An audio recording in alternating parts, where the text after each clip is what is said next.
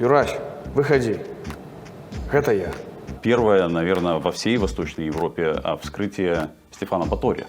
Ты как сказал, болезнь печени, что-то печень начала побаливать. А в Беларуси науки нет.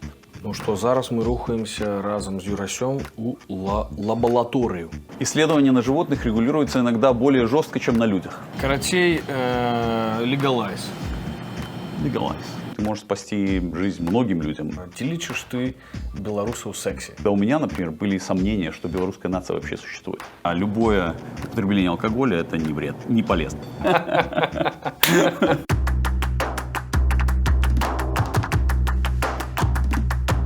Вітаю! Я Олесь Чаховский, і ви на моїм ютуб-каналі «Беларускі вайб». Я працягваю знаёміць вас з секси-беларусамі і беларускамі, якія ствараюць круцецкі беларускі вайб ва ўсім свеце. А адбываецца гэта ўсё ў драйвовым travel adventure lifestyle storytelling on the road фармаце. Але гэтым разам я хочу вас пазнаёміць з навукоўцам, біяхімікам і доктарам Юрасём Паповым у фармаце класічнага інтэрв'ю. Пра тое, як адбывалася ўскрыццё Стефана Баторыя ў Гародні, першы ў тыя часы ва ўсходняй Еўропе, пра развіццё і заняпад беларускай навукі, пра заробкі навукоўцаў у ЗША, пра гонар звацца беларусам, пра легалайз, пра тэставанне прэпаратаў на жывёлах, пра тое, чаму варта павучыцца у амерыканцаў і пра тое, чаму беларусы і беларускі сексе, пра ўсё гэта сённяшняя 5-я серыя беларускага вайбу з Бостона з Юрасём Паповым.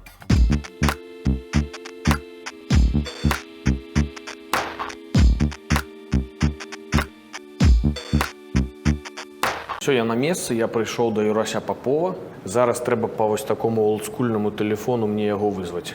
Юрась, выходи. Гэта я. Вітаю, Олесь. Вітаю. Прывітанне. Калі ласка. Юрый Попов, закаранелы гарадзенец, біяхімік, гепатолог, кандыдат медычных навук, прафесар Гарвардскага універсітэта, кіраўнік лабараторыі эксперыментальнай гепаталогіі і дырэктар даследавання пячонкі ў гарвардскім шпіталі. Жыве ў ЗША 18 гадоў.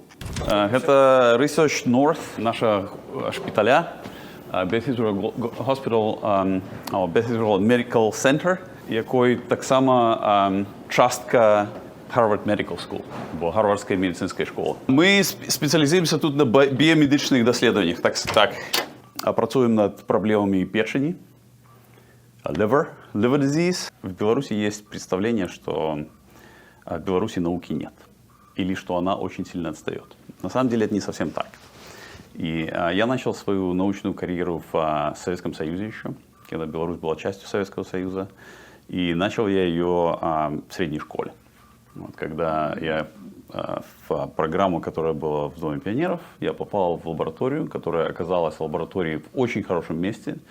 И очень хорошая лаборатория, очень молодые, энергичные, мотивированные люди, которые, скажем так, привили интерес.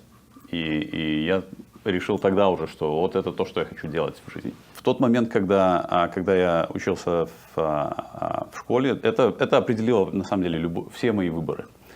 И в каком-то смысле я могу сказать, что я стою на плечах гигантов в научном плане. Во-первых, тот институт биохимии, который, я, как уже говорил, я родился в Гродно, вырос в Гродно и отучился в Гродно. Гродно также был и есть до сих пор, хотя в несколько упадочном состоянии, так называемый институт биохимии. Институт биохимии был основан одним из настоящих самородков еще в советское время, в 50-е годы, Юрием Михайловичем Островским, который был подвижником в науке и который основал и буквально-таки выстроил институт биохимии, который дал несколько поколений очень крупных ученых и за границей, и в самой Беларуси.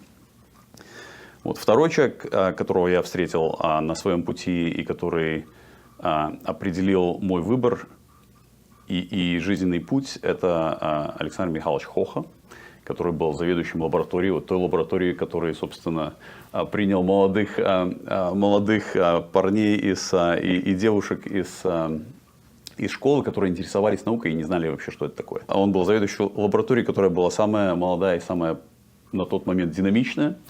И это было действительно весело там работать. И когда идешь домой в 11 вечера, еще где-то огоньки горят, где-то кто-то еще работает. Вот. Энтузиазм реально был неподдельный и настоящий. К сожалению, все люди, которые работали в этой лаборатории, в 90-е годы ушли в так называемые кооперативы. И один из кооперативов, тем не менее, продолжил свою культурную деятельность.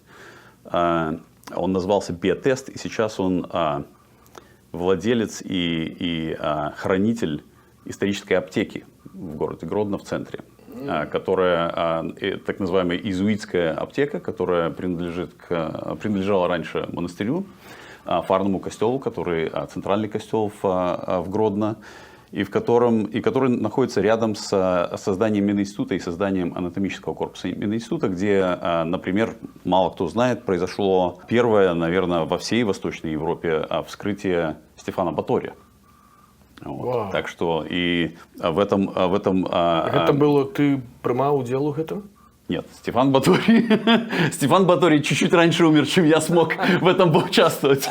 Но я бы хотел. Но я вдохновился. Я жартую, але я чамусьці подумал про мумию и просто, что, магчыма, гэта была некая эксгумацыя. Стэфан Баторый, кароль польскі і вялікі князь літоўскі і вугорскага паходжання, меў любімую рэзідэнцыю ў Гародні, якую хацеў зрабіць сталіцай. Быў буйным асветнікам і легендарным военачальнікам. Выбіў з усходніх зямель і Полацка войскі Івана Жахлівага. Заслужыў павагу ў шляхты суровым ладам жыцця і аскезай. Разам з ім на беларускіх землях завяліся розныя моды, а таксама доброе вино. Вот как раз таки в то время, когда его Тому мумифицировали... я разумею, что Стефан Баторий задолго-то... Вот как раз в момент, когда его... То есть он умер от причин, которые, в общем-то, хорошо описаны в литературе. А чего он помер, до речи? Вот очень хороший вопрос. Вот это как раз обнаружилось только когда его вскрыли. А вскрытие тогда не проводили. Вот. И вскрытие провели, так как он был король, и у него было целых 2 доктора, то 2 доктора были, оба с итальянскими корнями, были приглашены, чтобы наблюдать за его подготовкой к мумификации. И вот во время подготовки к мумификации они фактически произвели вскрытие. Открыли все, кроме черепной коробки, и обнаружили, что у него огромное перерождение почек, так называемые, как бычий глаз, на них разнообразные пузыри. Вот, так что мы знаем, что он умер. Называется это поликистоз почек. И это поликистозное перерождение почек, это генетическое заболевание, мы сейчас его очень хорошо знаем. Но на самом деле это было первое... Зараз? Все еще не лечится. Вот когда его вскрывали, обнаружилась на самом деле причина, от которой умер. На эту тему были большие разногласия у этих 2 докторов, и это был целый скандал. Вот, потому что один считал, что тот переохладился, и его нужно медленно нагревать, короля, а второй считал, что его нужно охлаждать. Из этого родился целый скандал, который привел к большим разногласиям в королевском окружении. Что ж, собственно, делать? Но он, тем не менее, умер. И, как оказалось, ни один из них не был прав, а умер он, на самом деле, от наследственной болезни почек. Важно сказать, что это был первый случай вообще во всей истории, когда это вот заболевание было описано. Вот, то есть это вот фактически открыто было поликистозное заболевание у сусветной истории. Вау! У сусветной истории. И это отбылося менавіта ў Гародні. Гэта адбылося менавіта ў Гародні, у часы ВКЛ. Так, тому что там была его резиденция на той момент. Так. Гэта вялікая частка гісторыі, якую мы не ведалі, і нават я вучыўся ў тым самым будынку, у якім ускрыцце было аўтапсіі было зроблена, і я не ведаў. А як ты даведаўся пра гэта? Ну, было нейкі артыкул навуковы, хтосьці напісаў ці як? І в то время там собрался огромное количество людей, которые интересовались краеведением. И через это изучали белорусскую историю, которая гораздо длиннее, чем советская белорусская история. Тогда мы узнали и про часы, которые на Фарном костеле, которые потом Миленкевич руководил починкой и таки добился, чтобы они заходили. Это тоже одни из, наверное, первых или, возможно, самые старые часы в Беларуси. Вот это старая аптека это стало их как бы таким вот культурным проектом. И в этом культурном проекте прямо сейчас находится набор инструментов, в котором, собственно, вскрывали Стефана Батория. Вот, так что раю зайти и поглядеть. Туды можна приехать, и каждый может завитать в эту аптеку и поглядеть, так? Наука, на самом деле, в Беларуси была на очень высоком уровне. Вот в той отрасли биомедицины, которой занимался Институт биохимии, собственно, в биохимии, это был действительно передовой институт, который делал вещи на уровне международном. Вот. И, соответственно, профессор Островский, многие из его лабораторий, из его отдела, сначала отдела обмена веществ, потом Института биохимии, они были признаны в мире как величины. Вот, и как те, которые делали настоящую науку. Одним из учителей, с которым мне тоже посчастливилось увидеться, и он был моим руководителем кандидатской диссертации, которую я пошел защищать сразу после мединститута, в Институт биохимии, был Вячеслав Ульянович Бука.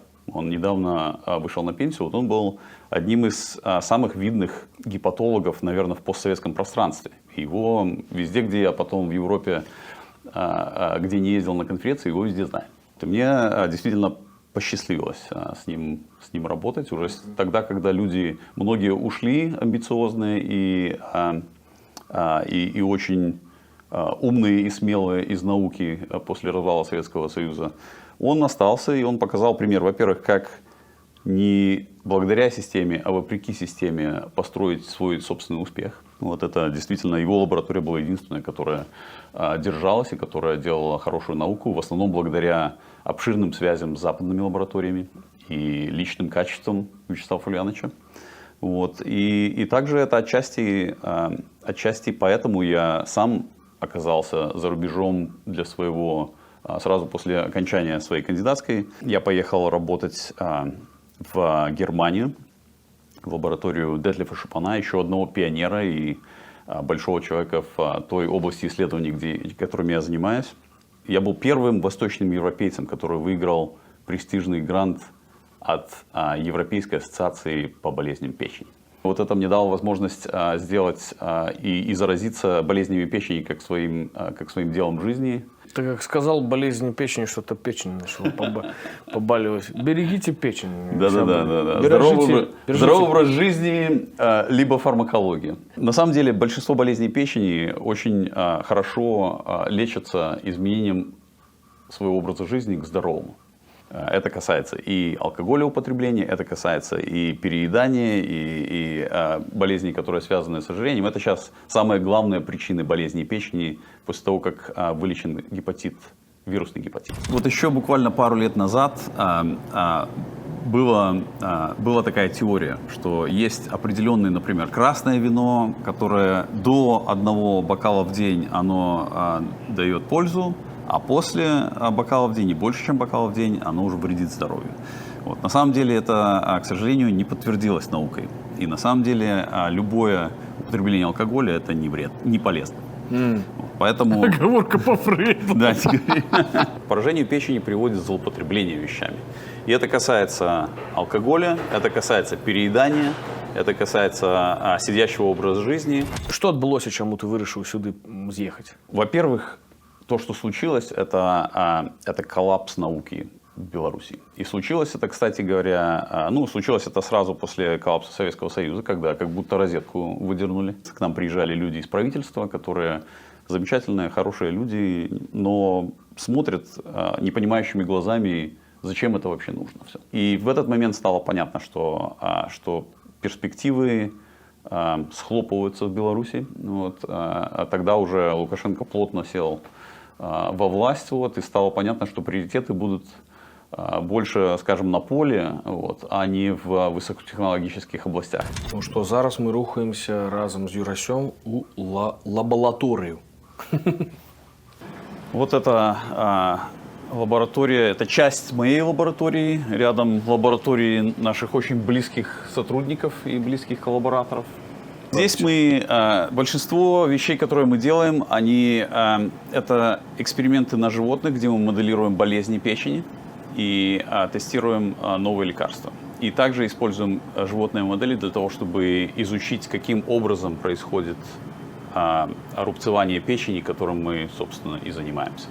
Здесь у нас производятся маленькие операции на животных. Все производится, естественно, под наркозом. Исследования на животных регулируются иногда более жестко, чем на людях. Мы работаем над моделями. И это, кстати, наш центр этим очень интенсивно занимается в последние пару лет, чтобы создать такую инновационную культуру клеток человека, называется органоиды, которая бы позволила использовать человеческие ткани и делать на них исследования, тестировать лекарства, например, или исследовать механизмы болезни, не используя животных вообще. Юрай, скажи, калі ласка, вось гэтыя тапкі такія вельмі файныя, яны мне падабаюцца. Яны нейкія спецыяльныя? Когда я сюда приехал, я захотел найти замену своим лабораторным тапкам, которые я использовал в Германии. Кстати говоря, тапки это Uggs. Як у нас называют уги. Причина, по которой именно эти тапки работают в лаборатории, это потому что в них нету дырок никаких, и если тебе вдруг кислота или какая-нибудь еще едкая субстанция капнет на ногу, то ногу не прожжет. То есть это с точки зрения техники безопасности мы обязаны в таких закрытых тапках ходить. Тебе кайфово, ты адчуваеш себе на сваім месцы, ты адчуваеш, што тое, што ты робіш, дае плён, і ёсць фідбэк, я так разумею, і ад каманды, і ад кіраўніцтва. І все-таки гэта вельмі важная сацыяльная, да, то есть праца, якую ты робіш. Вот пару слов про гэта. Да, отличный вопрос. Здесь я нашел ровно то, что искал. Искал я так, чтобы от моего труда было как можно больше пользы. Когда ты выбираешь врачебную профессию, то возникает вопрос, а чем нужно заниматься? Нужно лечить людей, либо заняться чем-то другим, как, например, наукой. Я выбрал науку именно потому, что можно помочь конечному количеству людей и помочь хорошо, и спасти кому-то жизнь, когда ты занимаешься клинической медициной. Но когда ты занимаешься той наукой, которая важна клинически, то ты можешь спасти жизнь многим людям. И это дает, ложит, скажем так, кладет кирпич в основание многих других открытий, которые будут сделаны другими. Поэтому поиск пользы, максимальной пользы от своих жизненных усилий, это то, что я здесь нашел. Здесь действительно наука очень динамичная, тут постоянно нужно каждый день доказывать, что ты самый лучший. Расслабляться тут и получить звание академика и расслабиться тут не получается, тут так не принято. У нас команда на самом деле очень разношерстная. Люди сюда действительно мультинациональная, видовочно. Абсолютно мультинациональная. В общем, со всего мира сюда народ съезжается. Единственное место, откуда у меня ни разу не было сотрудника, это Беларусь. И Россия, и Украина. Окей. То есть фактично ты один прадстаўнік постсоветской просторы и уласна один прадстаўнік Беларуси, да? То есть в моем госпитале точно. Сколько вы зарабляете и якая система увогуле, як это працуе? Никакой системы оплаты, которая была бы одна для всех, здесь нет. Все получают даже с одним и тем же, на одном и же уровне, с одним и тем же званием, люди зарабатывают по-разному, и это зависит в основном от твоего перформанса.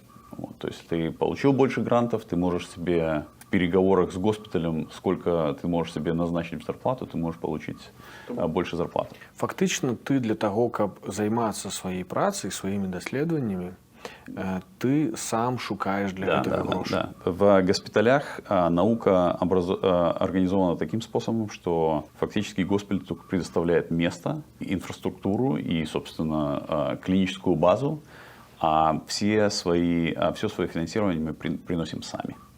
То есть сам подаешь на гранты, сам их получаешь, сам нанимаешь людей, сам им платишь. И в том числе и свою зарплату тоже. Здесь, как бы ты не был успешен и знаменит, тебе придется все равно на завтра, тебе придется опять доказывать, что ты самый лучший, что ты достоин своего места и так далее. Добра, але тым не менш, associated профессор в биомедицинских даследованиях, правильно? Які диапазон, умовно кажучи? Диапазон примерно от... У нас вокруг в биомедицинской, это тоже, опять же, зависит очень от отрасли, диапазон, я думаю, что от 120 до 200 тысяч в год. Долларов. долларов в год. Да, брутто. Да. Мне одразу пригадывается сериал Breaking Bad. Да. Ты его глядел? Конечно. Тебе ніколи не было соблазна варить мед? Не было. Мне здається, що самореалізуватися магчыма і без того, каб рабіць мед. I got a guy who knows this Rain Man type, right? He lives with his mother in her basement in Belarus. Амаль што ва ўсіх штатах поўны легалайз марихуаны. Тваё стаўленне як навукоўцы да гэтага, ці гэта добра, ці гэта не? Маё стаўленне як навукоўцы навуковае. І я лічу, што забарона на канабіс, на псіхатропныя рэчывы быў зроблены палітычна, а не основываючыся на науковым доказе и досвиде. Так что я считаю, что это совершенно политическое решение, которое, мне кажется, было в основном спровоцировано культурной революцией 60-х годов. И наркотики, легкие наркотики были символом той революции. И поэтому консервативная часть общества их криминализовала, собственно, по той причине, чтобы бороться с символами. Точно так же, как сейчас в Беларуси борется с символами бело-черно-белыми. Из-за этого пострадала, конечно, медицина, из-за этого пострадала наука. И бесчисленное количество людей, у которых есть проблемы, которые могли бы быть решены этими веществами. Вот и сейчас у нас мы фактически переживаем революцию в медицине, так называемая психоделическая революция в медицине, когда вещи, которые мы считали нелегальными, и которые были нелегальные, и которые до сих пор есть нелегальные на федеральном уровне, они исследуются сейчас уже в клинических испытаниях, показывают великолепную эффективность в посттравматическом синдроме у ветеранов, в клинической депрессии, во многих тех вещах, где у нас нету никаких лекарств. Карацей, легалайз. Легалайз. Ці распавядаеш ты усім і кожнаму, ці не, што ты беларус і што ты з Беларусі? Амаль до пачатку 2020 года я особо никому не распавядал, что я белорус. I was saying I am Russian from Belarus. Окей. Моя семья, большая часть моей семьи и является русских корней. И хотя я сам вырос в Беларуси, мне кажется, что и это от многих очень слышал. Вот когда люди в 90-е годы увидели, с какой легкостью Лукашенко пришел к власти и узурпировал, и стал творить вещи, которые совершенно очевидно привели к тому, к чему мы пришли сейчас, очень многие удивились, включая меня, и, собственно, расстроились от того, насколько легко это получилось. Это было абсолютно при молчаливом согласии народа было сделано. И, конечно, к этому были постсоветские там травмы и предпосылки, но это то время, когда у меня, например, были сомнения, что белорусская нация вообще существует. Вот, когда такое можно делать с населением какой-то территории, то это население, а не нация. Если нация вот так вот с готовностью принимает узурпацию, понукание, вот, и, собственно, прямо скажем, изнасилование всего народа. Вот, совершенно каким-то брутальным психопатом, вот, который собственно, никаких качеств не имеет, кроме психопатии. Поэтому, конечно, все, что я видел за эти 20 лет, это была постепенная деградация, стагнация, вот, которая, скажем так, чувство гордости не добавляла. Поэтому я, откровенно говоря, стеснялся говорить, что я белорус, и особенно на эту тему мы долго ни с кем не разговаривали. Я тебе цалкам разумею, калі што, але гэта вельмі цікавая гісторыя, працягвай. Да, однако в 2020 году все началось с ковида. Когда здесь начался ковид и начался народ, собственно, начал помирать и напрягаться, что с этим делать. Вот здесь очень бурная самоорганизация случилась. Вот здесь буквально реаниматологи печатали на 3D-принтерах переходники для своих аппаратов, чтобы можно было 2 человека на одну машину сажать. То есть все готовились очень проактивно к тому, что случится в будущем. И так как я учился в Гродненском мединституте, у меня, естественно, есть чат выпускников, 250 человек, в котором я вдруг обнаружил тишину и благодать. Вот. А друг другу народ постит кошечек. Мое вовлечение назад в Беларусь началось с этого, что для начала я взял на себя роль образователя и алармиста в каком-то смысле. Вот, что, ребята, так нельзя, нужно вот самим, раз государство не справляется, то нужно самим организовываться и самим пытаться обучиться, образоваться и выработать какие-то меры, чтобы быть готовым к этому ужасу, который надвигается на страну. До речі, у Білорусі менавіта тады спрацавала, вот, бадай, гэта была самая першая такая яскравая ініцыятыва менавіта грамадзянскай супольнасці, калі просто групоўка людзей, актывістаў стварылі вось гэтую праграму «Байковик». 2 месяца назад простые люди, такие же, как вы, объединились в прекрасную инициативу, которая смогла достичь очень многого. Гораздо больше, чем многие другие структуры, которые должны были бы сделать эту работу. Это тысячи людей по всей стране, которые объединились ради одной цели – помощи нашим медикам. Люди, которые шили костюмы у себя дома, на своих швейных машинках. Люди, которые тратили свое время на то, чтобы доставить средства защиты в больницу.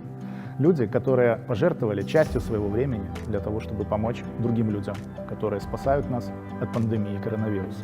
Менавіта гэта быў бадай вот першы крок, такой ўжо умоўна такой как бы ad-hoc. І потым ужо працяг быў тады, калі былі выбары і далейшыя ўсе гэтыя дваравыя рэчы. Я абсолютно убежден, что то, что ковид предшествовал выборам в Беларуси, решило исход этих выборов.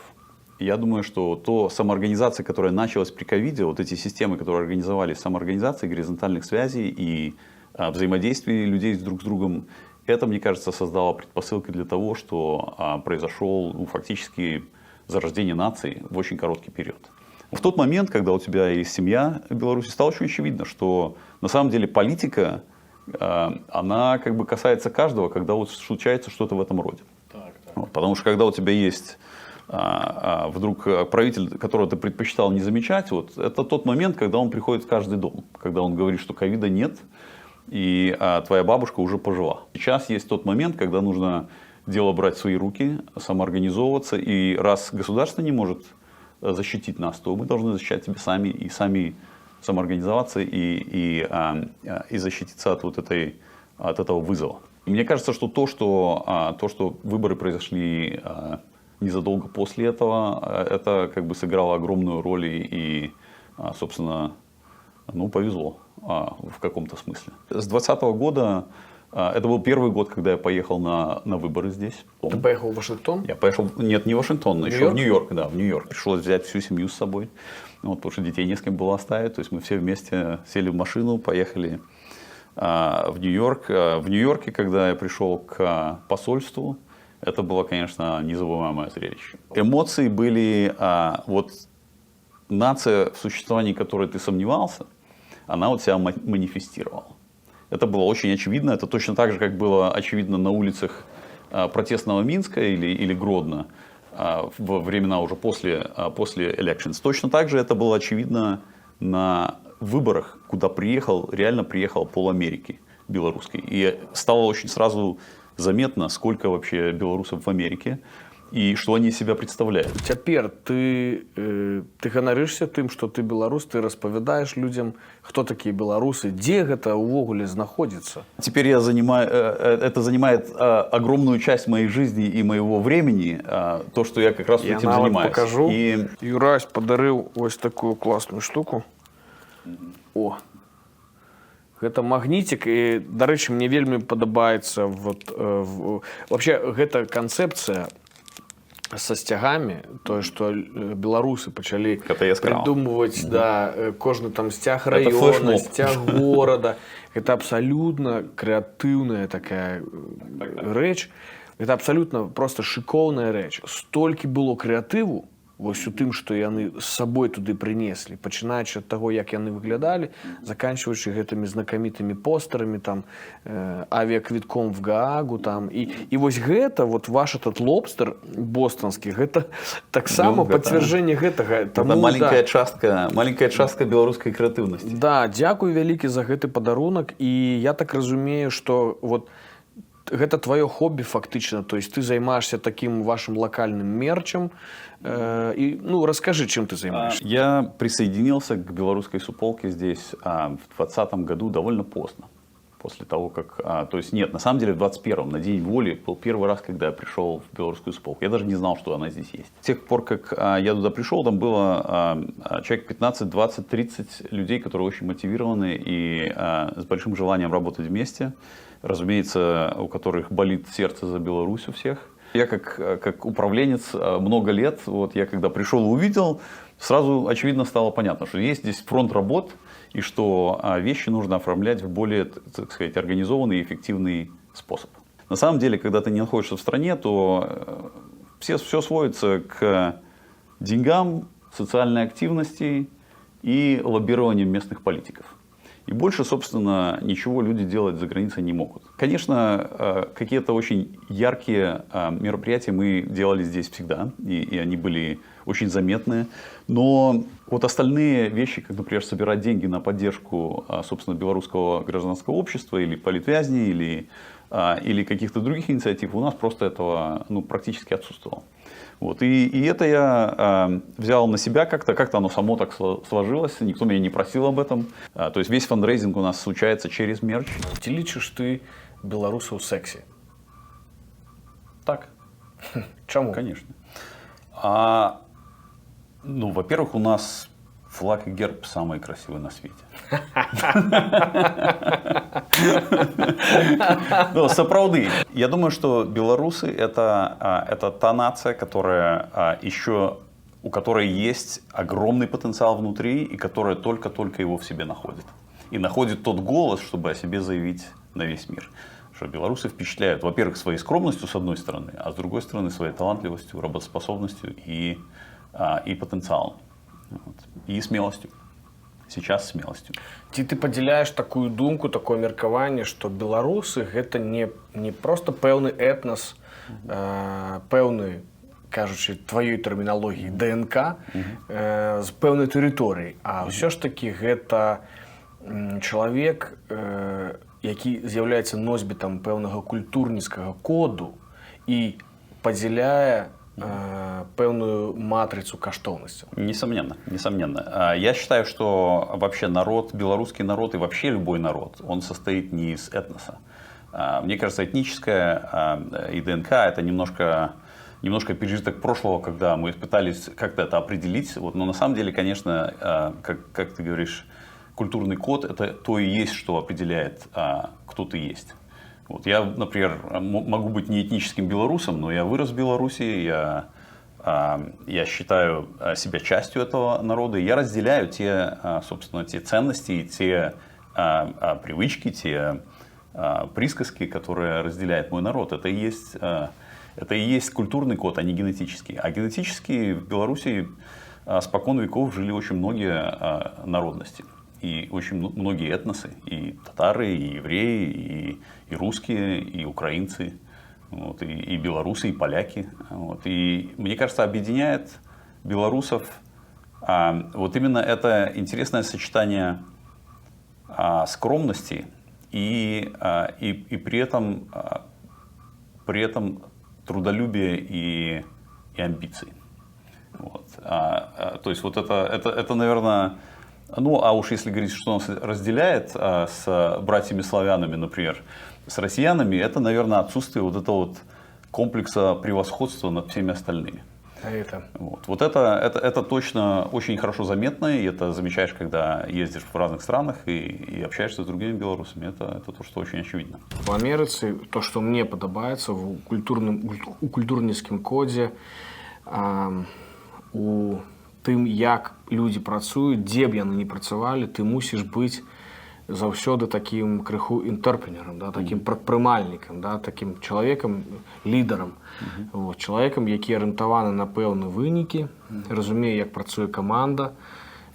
І нават калі ты просто выкладчык у школе ці навукоўца, у якога ёсць лабараторыя, ўсё роўна у цябе мысленні іншыя. Ты мыслишь, в принципе, тем же самым, кто и запускает IT-стартапы, так?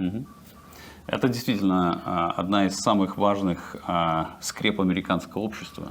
Вот именно эта культура инноваций, культура интерпренерства, которая буквально от того человека, который убирает это помещение, он ей заражен, до президента Соединенных Штатов, вот, абсолютно все слои общества, это часть их культуры, часть их кода культурного.